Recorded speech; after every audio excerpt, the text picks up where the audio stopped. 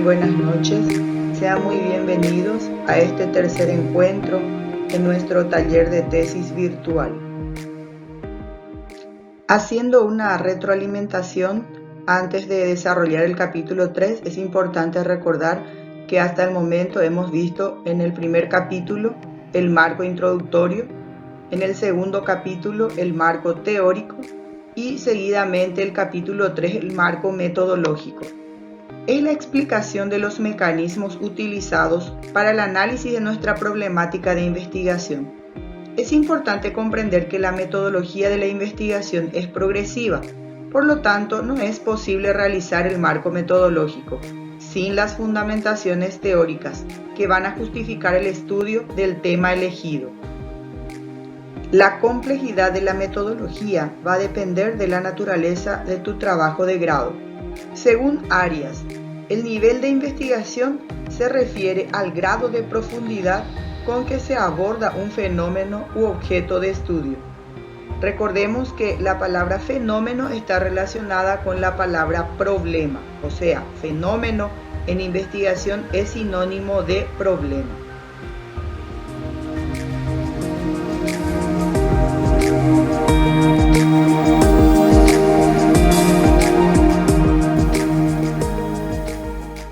Seguidamente estaremos viendo cómo está estructurado un marco metodológico.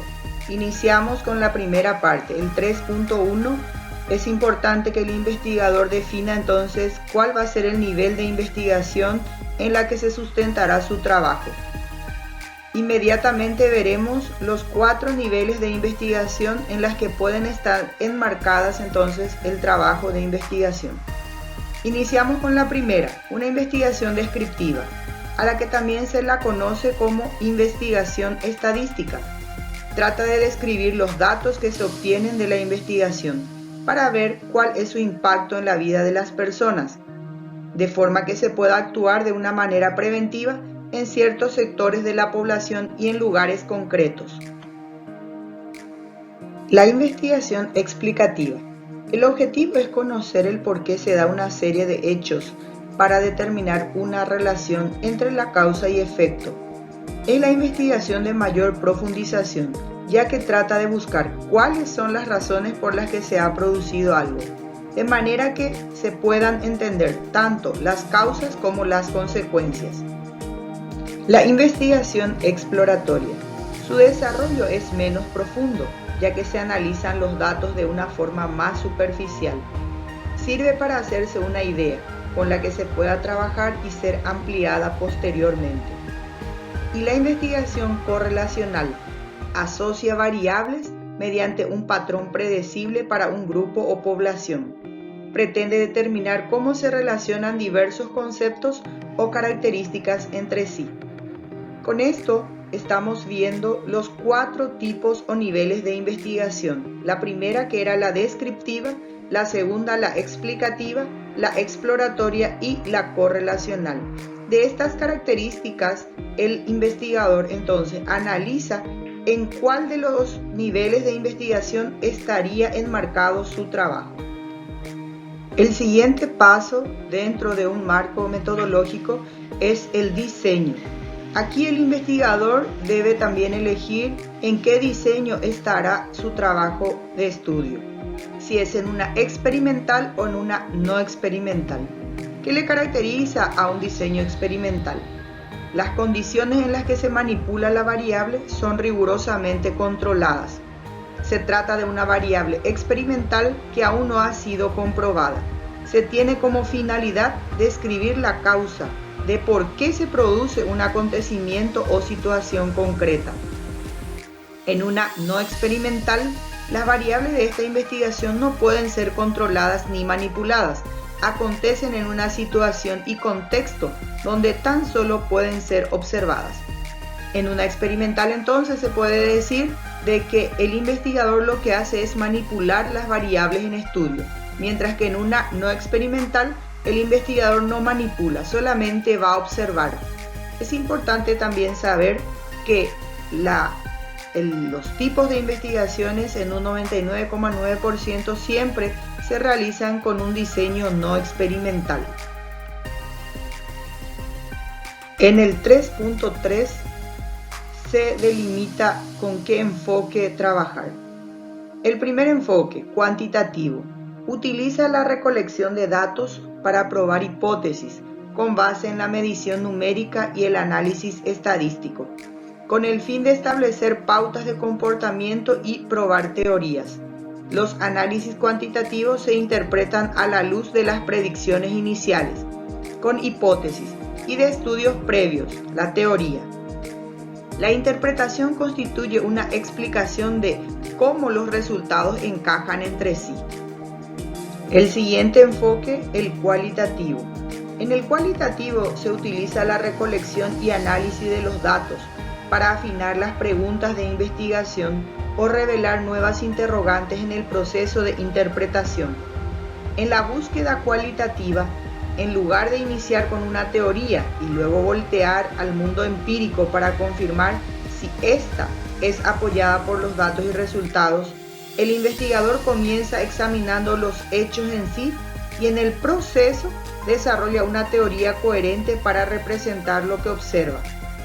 Dicho de otra forma, las investigaciones cualitativas se basan más en una lógica y proceso inductivo, o sea, en explorar y describir y luego poder generar las perspectivas teóricas.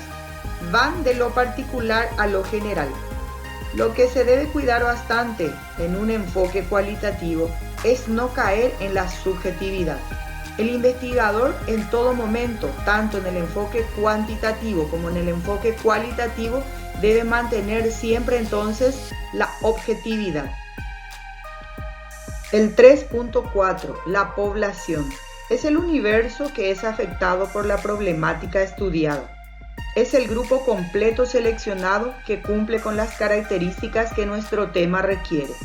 El 3.5 es un subconjunto fielmente representativo de la población. El tamaño de la muestra depende de la precisión con que el investigador desea llevar a cabo su estudio, pero por regla general se debe usar una muestra tan grande como sea posible, de acuerdo a los recursos que hayan o estén disponibles.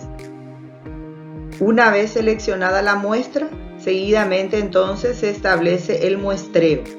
Al seleccionar una muestra, lo que se hace es estudiar una parte o un subconjunto de la población, pero que la misma sea lo suficientemente representativa de esta para que luego pueda generalizarse con seguridad con ellas a la población. Hay diferentes tipos de muestreos. La primera podría ser la aleatoria, cuando se selecciona al azar y cada miembro igual oportunidad de ser incluido. Una estratificada, cuando se subdivide en estratos o subgrupos según las variables o características que se pretenden investigar. Cada estrato debe corresponder proporcionalmente a la población. Una sistemática, cuando se establece un patrón o criterio al seleccionar la muestra. Ejemplo, se entrevistará a una familia por cada 10 que se detecten. 3.7. Técnicas de recolección de datos.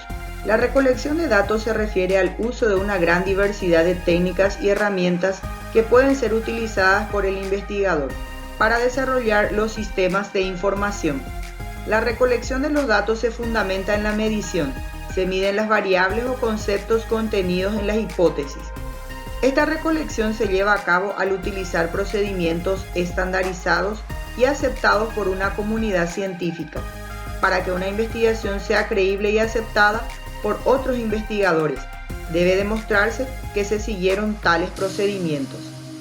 El 3.8, los instrumentos de recolección de datos. Son herramientas o materiales utilizados para la recolección de los datos. Se debe justificar la elección resaltando aspectos como la validez y la confiabilidad. Estos dos aspectos son características muy importantes en la elaboración de los instrumentos de recolección de datos. Seguidamente veremos cuáles podrían ser los instrumentos a ser utilizados en un enfoque cualitativo y en un enfoque cuantitativo. En un enfoque cualitativo pueden ser utilizados la observación no estructurada, entrevistas abiertas, revisión de documentos, discusión en grupo, evaluación de experiencias personales, registro de historias de vida e interacción e introspección con grupos o comunidades. y en un enfoque cuantitativo podrían ser utilizadas la encuesta, el cuestionario o también el diagrama de flujo. El 3.9, el periodo temporal en que se realiza la investigación, que podrían ser transversal o longitudinal.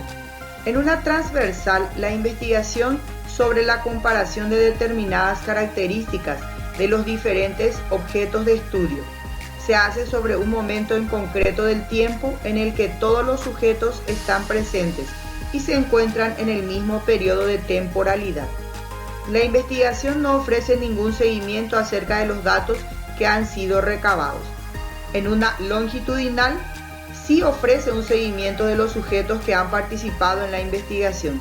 De esta manera se puede ver la evolución de las características y variables que han sido objeto de estudio a lo largo del tiempo. Por ende, nuestras investigaciones por lo general siempre están dentro de un periodo transversal. ¿Por qué? Porque se establece el tiempo de estudio.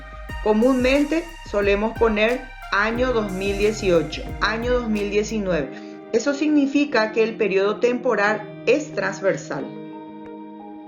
El 3.10, las consideraciones éticas.